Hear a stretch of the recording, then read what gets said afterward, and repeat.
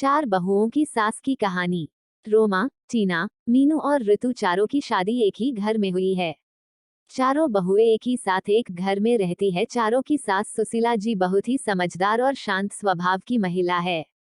लेकिन अपने चारों बेटों की शादी के बाद सुशीला का सिर्फ एक ही काम रह गया है कि चारों बहुओं का प्यार कैसे बढ़ाया जाए। एक दिन सुशीला के घर उसकी बहन आई। सुशीला की बहन, सुशीला तू तो बहुत खुशकिस्मत है, तेरी चारों बहुएं तो बहुत सुंदर है और तेरा बहुत ख्याल भी रखती है, तुझे तो घर के काम की चिंता ही नहीं रहती होगी। सुशीला, अरे कहा दीदी, मुझे तो हर समय यही चिंता रहती है कि कहीं इन चारों में लड़ाई ना हो जाए। जब भी मुझे लगता है कि इन चारों में बहस होने वाली है तो मैं बात को संभल लेती हूँ।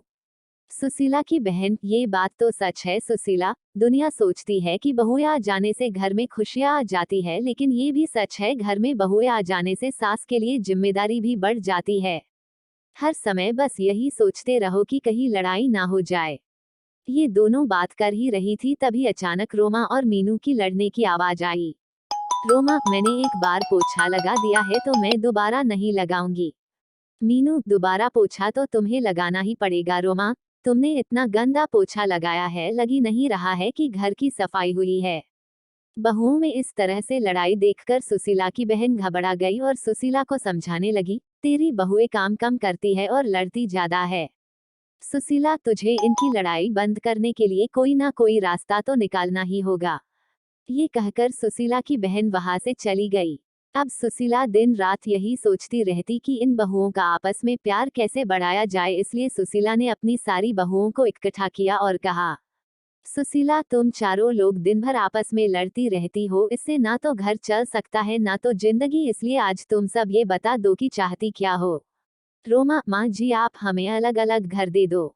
सुशीला, मेरे पास इतना पैसा नहीं है कि मैं तुम चारों को अलग अलग घर बना कर दूं। मीनू, माँ जी ये घर भी तो बहुत बड़ा है, आप इस पर 4 मंजिल बनवा दो और हम चारों को दे दो।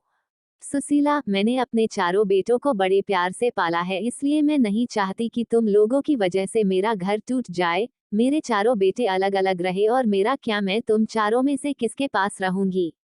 सुशीला की ये बातें सुनकर चारों बहुएं चुप हो गई। चारों में से कोई भी सुशीला को अपने साथ नहीं रखनी चाहती थी। सुशीला ने अपनी बहुओं को एकटक देखा और कहा, तुम चारों को मैंने अपने बेटे भी दे दिए और अपना घर भी दे दूं, लेकिन तुम में से कोई भी मुझे अपने साथ नहीं रखना चाहता। ये कहते हुए सुशीला की आंखें भर आई और वह उन चारों बहुओं के काम बांट दिए और उन सबको कहा कि कोई भी आपस में नहीं लड़ेगा, लेकिन उनकी बहुएं कहाँ मानने वाली थी। अब चारों बहुएं ने एक एक टीम बना ली। एक टीम में रोमा और मीनू थी और दूसरी टीम में ऋतु और टीना थी। चारों आपस में लड़ती तो नहीं थी, लेकिन एक दूसरे की चुगली करने लगी थी। एक दिन टीना और ऋतु ने अपनी सास से कहा, टीना, माँ जी आपको पता है रोमा 12 बजे से सो रही है, आज तो उसने सिर्फ घर की झाड़ू ही लगाई है और पोछा भी नहीं लगाया। ऋतु, हाँ माँ जी, अपने लड़ने के लिए मना किया है, इसलिए मैं मीनू से कुछ नहीं कहती। वो आज ही बाजार जाकर अपने लिए 3-3 साड़ियाँ लाई है। अपने लिए 3 साड़ियाँ लाई है और आपके लिए एक भी साड़ी नहीं लाई है। ऋतु और टीना तो अपने सास से चुगली करके चली गई। अब मीनू और रोमा की बारी थी। मीनू, माँ जी आपने ऋतु को तो सर पर चढ़ा रखा है, वो हमेशा रोटियां जला देती है और आपके बेटे भी बोल रहे थे कि ऋतु की हाथ की रोटियां अच्छी नहीं लगती। रोमा और माँ जी, कल टीना ने सबके कपड़े धोए पर मेरे नहीं धोए। मैं खाना बनती हूँ तो सबके लिए बनती हूँ ना, मैं किसी दिन उसके लिए खाना ना बनाऊं तो उसे कैसा लगेगा। सुशीला सारी बहुओं की बातें सुनती और सर पकड़कर बैठ जाती। इसी तरह दिन बीत रहे थे। जब बहुओं को लगा कि हमारी सास तो हमें घर बनाकर नहीं देगी, तो चारों बहुओं ने अपने अपने पतियों को भड़काना शुरू कर दिया।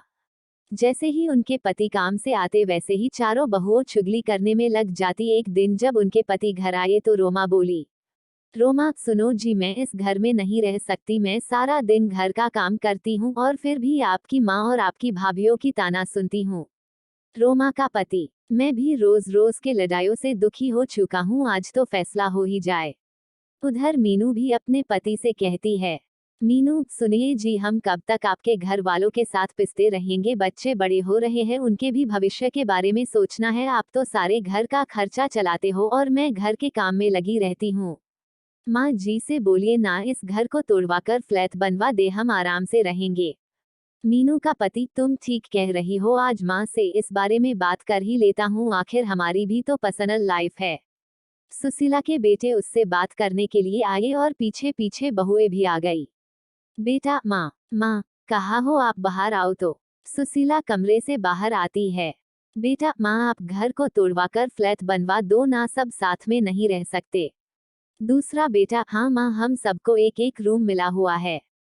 हमारे बच्चे बड़े हो रहे हैं, उनको भी अपना रूम अलग से चाहिए ना। और जो दूसरा बेटा, हाँ माँ, हम सबको एक एक रूम मिला हुआ है। हमारे बच्चे बड़े हो रहे हैं, उनको भी अपना रूम अलग से चाहिए ना। और जो आपकी बहुओं में 24 घंटे लड़ाई होती रहती है, वो भी नहीं होगी। अलग अलग रहने से आपको भी शांति मिलेगी और हमें भी। माँ, अच्छा, तुम्हारी पत्नियां ये घर तुड़वाने के लिए मुझे नहीं मना पाई तो मेरे बेटों को ही भड़का दिया। मैं इस घर को तुड़वाने नहीं चाहती, इस घर में तुम्हारे पिता की यादें हैं, तुम्हारा बचपन बिता है, और तुम चारों अपने पत्नियों को समझाने के बजाय मुझसे ये घर तोड़वाने के लिए बोल रहे हो।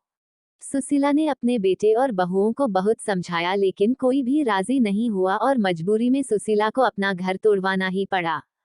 जैसे जैसे हथौड़ा घर की दीवारों पर चोट कर रहा था, सुशीला को वो चोट अपने दिल पर महसूस हो रही थी। अब कुछ दिन बाद उस घर की जगह एक आलीशान बिल्डिंग खड़ी थी। सुशीला ने अपने चारों बेटे और बहुओं को बुलाया और कहा, सुशीला, तुम चारों के फ्लैट बनकर तैयार हो गए हैं, अब तुम सब आराम से रह सकते हो। तुम अपने अपने परिवार के साथ खुश रहोगे, लेकिन मेरा परिवार तो तुम सब हो, तुम्हें अलग अलग जाता देख मुझे कितना डैक हो रहा है, कैसे बताओ। बेटा, माँ आप कहाँ रहेंगी, मतलब हम में से किसके साथ रहेंगी। सुशीला, तुम फिक्र मत करो बेटा, तुम्हारी बूढ़ी माँ किसी पर भी बोझ नहीं बनेगी।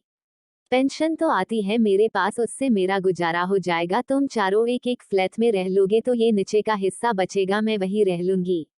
चारों बेटे अपनी अपनी पत्नी और बच्चों को लेकर चली गई और आराम से रहने लगे।